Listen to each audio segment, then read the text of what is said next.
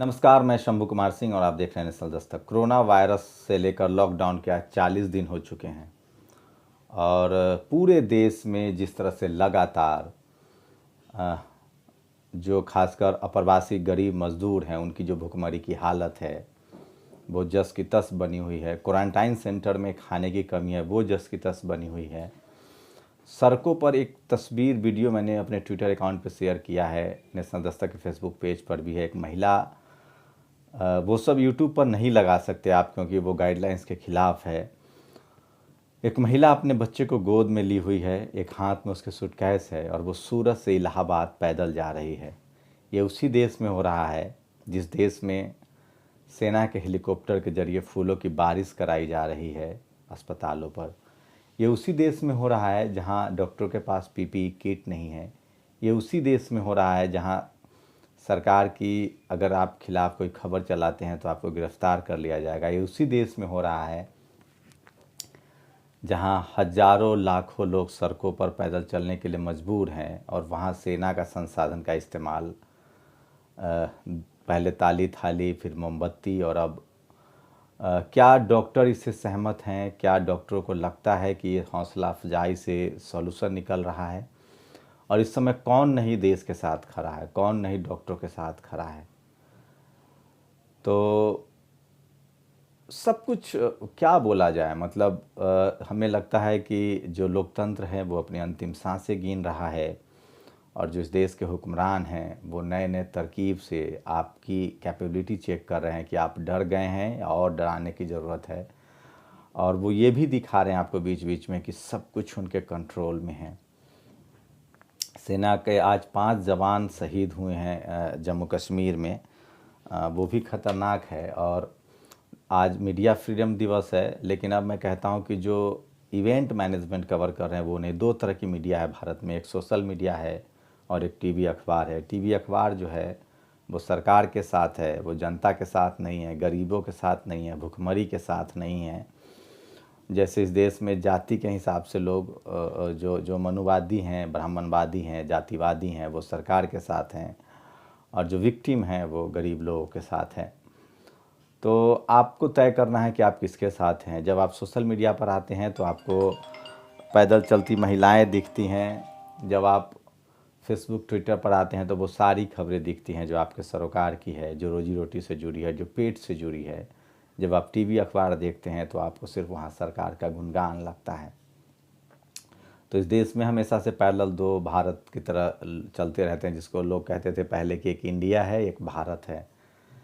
एक भारत है जिसमें गरीबी है, लाचारी है, बेबसी है, जिसके लोग ट्रेनों में एक्स्ट्रा टिकट के पैसे देने पड़ रहे हैं, जिनको ये भी नहीं पता है कि ट्रेन कहाँ से चलेगी, कब खुलेगी। मुझे लोग हज़ारों लोग फ़ोन करते हैं। मैं आपसे गुजारिश कर रहा हूँ, जो मैंने कल रिकमेंडेशन पढ़ा है कि जो स्पेशल ट्रेन चलाए जा रहे हैं वो कहाँ से मिल रहे हैं, कैसे मिल रहे हैं, तो मैं उसके लिए कुछ बता दूं। जो सरकार ने नोडल्स ऑफिसर्स नोट किए थे, और आप कहीं भी अगर फंसे हुए हैं और कोरोना के दाव पर 11 करोड़ नौकरियां और देश की 30% जीडीपी, निराश के अंधकार में छोटे स्मॉल इंडस्ट्री, आज की बड़ी खबर है।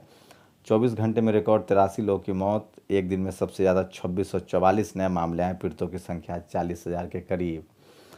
और खर्चा कहाँ जा, कश्मीर से केरल तक आसमान में जय हो की गूंज, कोरोना वॉरियर्स पर आईएफ के विमानों ने की पुष्प वर्षा। तो किस जम्मू हंदवाड़ा में आतंकियों से मुठभेड़ में कर्नल मेजर समेत 5 जवान शहीद, 2 आतंकी ढेर। तो ये आज की ही खबर है जो मैं आपको बता रहा था।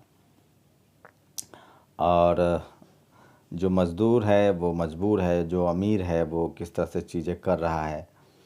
तो मतलब सब कुछ जो है वो इस तरह से कर दिया गया है कि आप कुछ कह नहीं सकते, कुछ कर नहीं सकते हैं, सवाल नहीं पूछ सकते हैं, सवाल नहीं उठा सकते हैं, और आपके अपने चीज़ों को सहारे छोड़ दिया गया है। तो अगर आप किसी भी शहर में हैं और आपको अगर आप अपने घर तक पहुंचना चाहते हैं तो उसका एक प्रोसेस है कि आप अपने यहाँ जो लोकल पुलिस स्टेशन है वहाँ जाइए, उनसे पता कीजिए। वो एक फॉर्म देंगे, वो भरना पड़ेगा आपको, आपके वहाँ टेस्ट होगा उसके बाद ही तय होगा कि आपको घर जाने दिया जाएगा या नहीं जाने दिया जाएगा। तो बिल्कुल परेशान मत हो, जो जहाँ इस इलाके में है वो सबसे नज़दीक के अपने पुलिस स्टेशन में जाके पता करे जो बताया गया है, और वहाँ से आपको ज़्यादा सटीक जानकारी मिलेगी कि आपके यहाँ से ट्रेन खुल रही है कि नहीं खुल रही है। दूसरी बड़ी बात है कि सोशल मीडिया पर जब आप जाएंगे तो आपको लाचारी, भुखमरी, गरीबी की खबर मिलेगी, किस तरह से मिक्सर में लोग जा रहे हैं, किस तरह से बीजेपी का एक नेता जो है, जो अब कहते हैं बीजेपी ने पल्ला झाड़ लिया है जम्मू का, वो आतंकवादियों को सप्लाई करता था गन। किस तरह से आपको पता चलेगा कि क्वारंटाइन सेंटर्स में अखिलेश यादव ने ट्वीट किया है, सब मैं पढ़ के बताऊंगा किस तरह से वहाँ लाचारी है। और दूसरी तरफ वो मीडिया देखेंगे तो आपको भूल जाना पड़ेगा कि सबसे ज़्यादा कोरोना की मार आज पड़ी है। और ये जो तमाम इवेंट किए जा रहे हैं, जिस तरह से सेना का इस्तेमाल किया जा रहा है, वो बहुत ही ख़तरनाक है। और इससे साफ़ हो गया है कि इस देश में लोगों की बोलने की जो ताकत थी उसको डरा के बंद करा दिया गया है।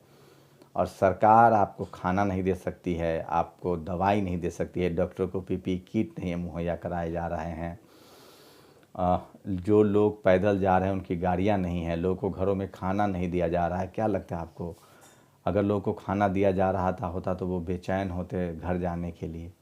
ऐसा नहीं है। तो ये तमाम चीज़ें हैं और मैं चाहता हूं कि मैं कुछ पोस्ट पढ़ के सुनाऊं। तो दो तरह की दुनिया है, एक सोशल मीडिया है जहां आपको वो तमाम खबरें मिलेंगी जो खबर हैं, और एक टीवी अखबार है जहां सिर्फ आपको सरकार के साथ लोग खड़े मिलेंगे। आपको तय करना है कि आप कैसे। योगी जी बोलते 25 करोड़ परिवार को राशन बांटे, आज कह रहे हैं 18 परिवार को राशन दिए। बिल्कुल जैसे 2 साल पहले कहें कि 2 करोड़ रोज़गार दिए, 1 साल बाद 50 लाख रोज़गार दिया, 6 महीने बाद 10 लाख रोज़गार दिए। अब इधर देखिए कर्नाटक बीजेपी में गांजे का असर, 200 करोड़ मजदूरों को केंद्र ने मदद की। इट इज़ मतलब ये बीजेपी कर्नाटक का, इट्स 217 करोड़ वर्कर्स। तो इस तरह से चीज़ें लगाते 3497 करोड़ रुपए 217 मजदूरों को दिया गया, मतलब एक मजदूर को लगभग 16 करोड़ रुपए मिला। सरकार को हो सीधे करोड़पति बनाते मजदूरों को। ये जो गलतियां हैं लगातार, वो लगातार financial assistant of RS 3497 crore given to 217 crore construction. तो ये इस तरह की गलतियां जो है वो उसको लोग इंगित कर रहे हैं। लेकिन बहुत ख़तरनाक है सब कुछ, इतना सब कुछ चल रहा है कि आप कुछ कह नहीं सकते हैं। और मैं कुछ सोशल मीडिया के पोस्ट पढ़ूंगा और आपको बोलने की आपकी आज़ादी जो है वो लगभग छीन ली गई है। सिर्फ 500 के लिए 50 किलोमीटर मायूस लौटी, फिर खाता में पैसा नहीं आया था, 20,000 करोड़ एक गैर जरूरी महल के लिए। लॉकडाउन में 500 रुपये की सरकारी मदद की आस में 50 किलोमीटर पैदल चली वृद्धा मायूस लौटी। ये खबर है, आप पढ़ते रहिए। एक मुख्यमंत्री ऐसा भी, तेलंगाना से आए मजदूरों के लिए हटिया स्टेशन पर खुद खड़े रहे हेमंत। कुछ उम्मीदें तो बनती हैं और कुछ पोस्ट हैं जो मैं चाहता हूं कि आपके साथ शेयर करूं। उपेंद्र कुशवाहा ने लिखा है, कश्मीर में 2 सेना अधिकारियों सहित 5 जवानों की शहादत और शहादत हुई है उन्होंने। अनिल यादव ने लिखा है कि हेलीकॉप्टर ने डॉक्टरों के सम्मान में फूलों की बारिश कर दी है, एक बार उनसे पूछ भी लेते कि उन्हें फूलों का सम्मान चाहिए या पीपीई किट का सम्मान। तो ऐसा नहीं है कि लोग बोल रहे हैं, लिख रहे हैं। अहमद पटेल ने किया है कि सरकार 20,000 करोड़ का नया संसद भवन बना रही है, लेकिन उसे मज़दूरों को जाने के देने के लिए ट्रेन का किराया वसूल रही है। सोनिया सिंह कुछ पोस्ट लिखती हैं कि पर्दाफाश करने के लिए उसने भी सर्वेज की कवरेज करी है, उसको डराया धमकाया जाएगा। तो वो मेरे ज़्यादा अच्छा नहीं। पंखुरी पाठक ने लिखा है, पुष्प वर्षा से देख सड़क पर कई 100 किलोमीटर चलकर आ रहे हैं मजदूर परिवार ने सोचा कभी खाने की वर्षा क्यों नहीं होती।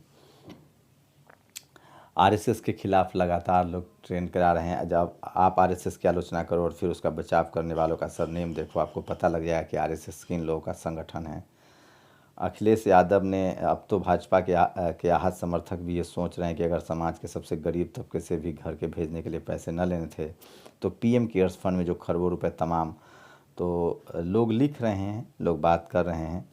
और भौकाल नहीं, पुलिस वालों को सुरक्षा किट, डॉक्टरों को PPE चाहिए, मरीजों का इलाज और शहरों में तड़प रहे गरीब मजदूरों को खाना, सड़क पर निकले लोगों को घर पहुंचाने की ज़रूरत है। देश का हवा पैसा में उड़ाने के लिए नहीं है। सम्मान उनकी समस्या का समाधान करके दीजिए। सम्मान सोचिए इस तरह के हैं। और कर्नाटक सरकार ने, भाजपा सरकार द्वारा आईएएस अधिकारी मोहसिन को एक पोस्ट के लिए नोटिस थमा दिया गया है।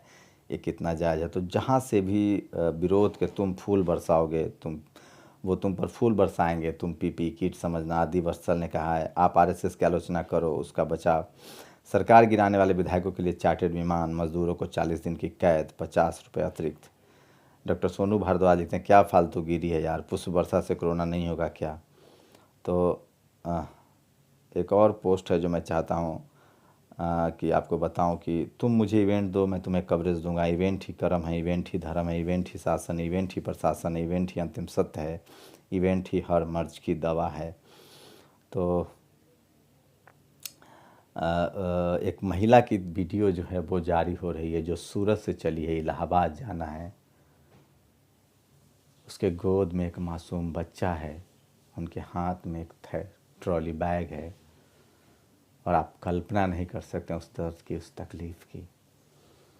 काश, क्या कह रहे थे मज़दूर कि हमें घर तक पहुंचा दो, वो किया जा सकता था, और अब किया जा रहा है। 40 दिनों की जहालत झेली है उन्होंने। कुछ समझ में नहीं आ रहा है क्या बोला जाए ना बोला जाए, कुछ भी, बस सब कुछ लगता है ऐसे जैसे ख़त्म कर दिया गया हो। न कहीं से कोई आवाज़ है, न कहीं से कुछ, क्योंकि सबसे जो ज़्यादा जिनकी जिम्मेवारी होती है, उन्होंने अपनी जिम्मेवारियों से मुंह मोड़ लिया है। इसलिए जो इस देश की मीडिया है, जो पत्रकारिता है, उसके लिए लगातार मैं कुछ एक दो पोस्ट और बताऊंगा, मुझे ज़्यादा मैं बोलना नहीं चाहता हूँ।